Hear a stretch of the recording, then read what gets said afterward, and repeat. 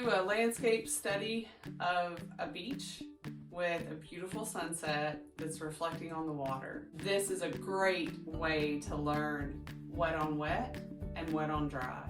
That's primarily what we're going to use.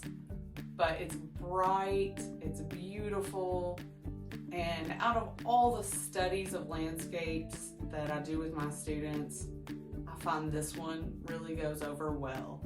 I think because we learn this in February and March, and everybody's a little bit tired of the cold weather by then, so it's nice to just feast your eyes on something beautiful and sunny and kind of imagine yourself at the beach when you're painting this study. So thanks for joining me, and grab your paints and let's get started.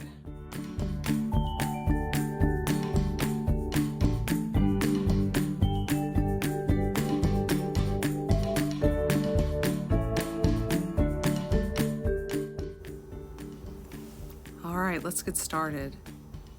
I'm going to use this little piece of paper as a straight edge. Leave a little gap for the sun. You don't want there to be a pencil line right there. It's about the width of my finger. That's what I use to show. I need to mix up all the colors I'm going to use and have them ready in my pan so that when I dip back in, I get the same exact color and value. So I'm going to speed up this part probably.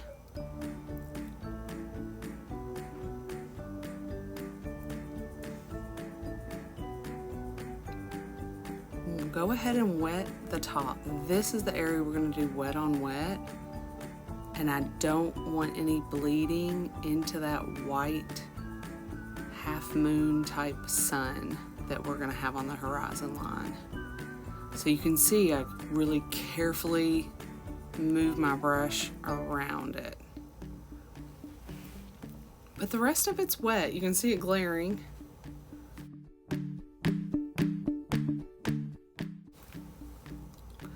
So I'm going to start with yellow and slowly fade to orange and then red for my sunset. If you want to use different colors, that's perfectly fine. These bleed together very well and make a nice soft fade when you use wet on wet. So the sky is going to be where we use wet on wet. We're going to use warm colors that when they go together, they don't create any muddy colors. So you notice I'm not using my blue right now because I don't want blue and orange to be together. They're actually complements, so they would neutralize one another. Which is a fancy way of saying they'll make brown, so watch out. You don't want a muddy sunset. You want it to be really vibrant. So I think that's what we can do here. I'm taking a smaller brush and I'm just, I don't know, helping that pigment to blend softly. The next part I'm going to show you, I'm going to actually tell you what I'm doing in my mind. So what I'm picturing is these little dashes in the shape of a V or a U. It's kind of a V shaped directly below that half moon sun. So that is what I'm trying to do with my brush later on. I just wanted to show you with pencil first. I just think it's easier to explain that motion to a beginner, somebody who's just learning. And it's also what I use in my class, and it helps them to understand, don't use pencil on your actual watercolor paper right there because it might show, but I'm going to go back and forth from side to side, dotting, zigzagging, kind of bouncing around in a V shape from up there beside the sun all the way down. I'm bouncing my camera because I'm moving the table. But that's what I want to do. And I'm going to leave on purpose little white gaps. But not there. Cover up those white gaps. just below the sun. That's where I want it to be the most intense. We're gonna call that a hot spot. Leave that the hot spot. The rest is gonna go into like a blue or a cool colors. But right below the sun is the most intense.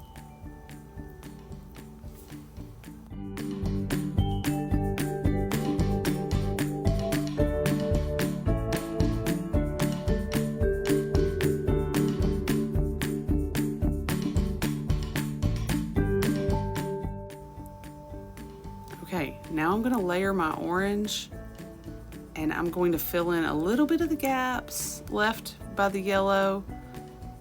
So I want my orange to overlap slightly and then extend a little bit.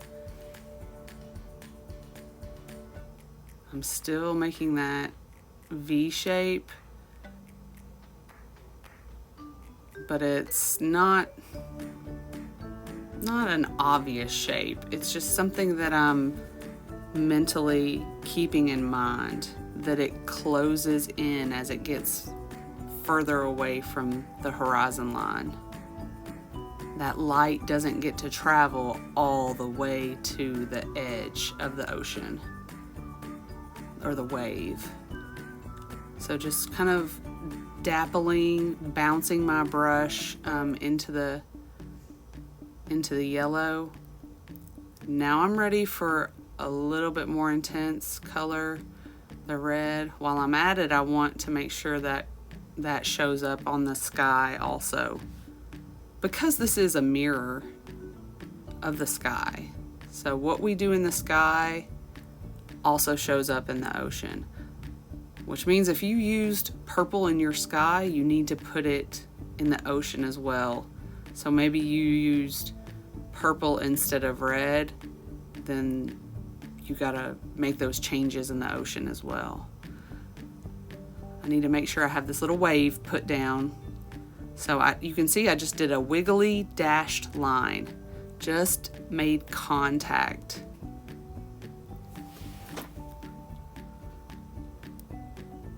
Just with that fine liner brush. You have to find stuff to do while your other areas are drying. That's part of the struggle with these small studies, is you run out of space where you can actually do anything if you're not doing a lot of wet on wet. So while I'm waiting for it, I'm gonna leave it that big white gap and work in an area that's safe. So I know this is sand, but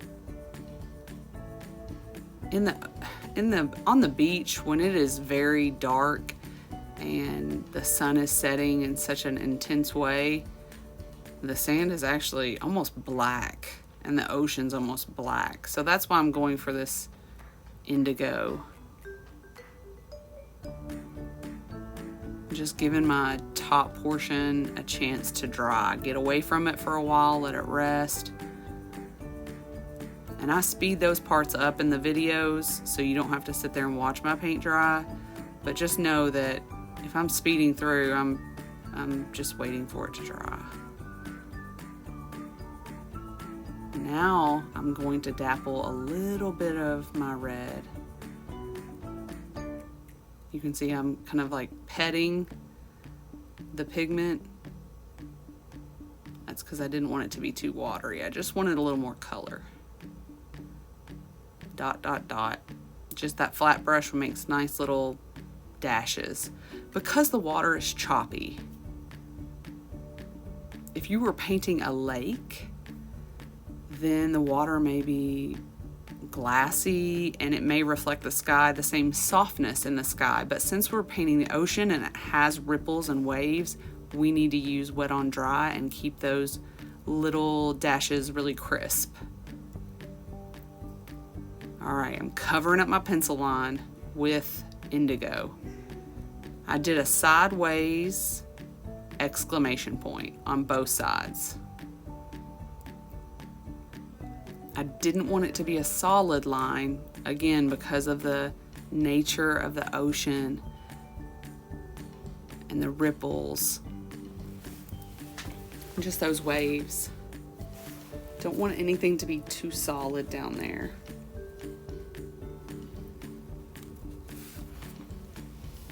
So now we're doing our last final coat on the ocean, which is our darkest color. In watercolor, you want to work from your light to your dark because it's a transparent paint. It's see-through. So you got to keep that in mind. You don't want to have to try covering up indigo with yellow. It's not going to work. It's not going to work well. So I'm doing the same motion with my brush. Hopefully you're getting the hang of that. If you get too much water on your brush, just drain it out on your paper towel and then go to your paper. If you get too much water going on this part, it's going to turn into a wet on wet and it's not going to work as well. So you want to keep those areas, those layers need to dry in between. So now we have that contrast that makes that sun have the illusion of just being so bright, which is great. That's what we want. Leaving some white on purpose, but letting the white spaces be fewer as we get to the edge. Okay, I'm gonna fine tune this wave a little bit, try to keep the foamy part kind of soft and just kind of polish up some areas that aren't done, but the bulk of this little study is finished. Once you are happy with the way it looks, I would say that you're done. There's some little areas within the painting that I'm just going to work on this wave for a little bit. But I would say for the most part, you can tell it looks a lot like the finished product already. Just some little details just to merge the foam in with the ocean.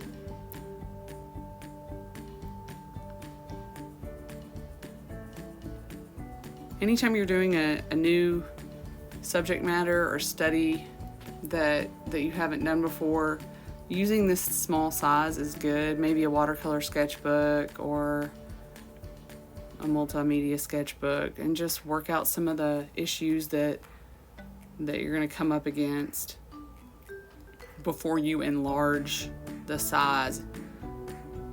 You'll spend more time solving the same problem that you would have had at a small scale. You'll just waste more materials doing those problems. So I say that these studies are a way to get the mistakes out of you. So I think of practice as kind of purging mistakes. Get them out, get rid of them, kind of cleanse yourself from mistakes, get them out there, and then you can learn on a small scale what you would have learned on a large scale. It just would have taken you a lot longer. So I like small studies, especially for my students who are just beginning. It's just not as overwhelming or costly. When you're on a budget, you need to make things count. After this one, if I didn't like the way it turned out, I could probably flip it over and use it again. Even though I used some wet on wet, I don't think that any of this would have went through. Even though this isn't 100% cotton, it still would be good for another study on the back after I let it dry. So get what you can out of those dollars.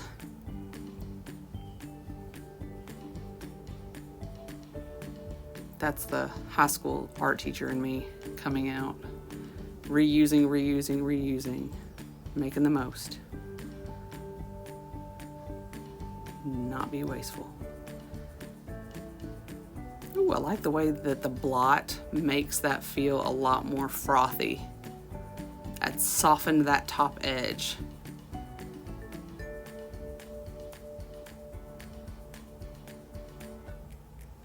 Just little dabs of color, nothing grand on the end of this painting. Just fine-tuning it. Well, I hope this helps you guys as you begin your journey in watercolor, and I'm sure you will far surpass me. So if I was any help, then I consider it a blessing, and I hope that you enjoyed it, and I hope you have a lot more success. God bless and enjoy your painting time.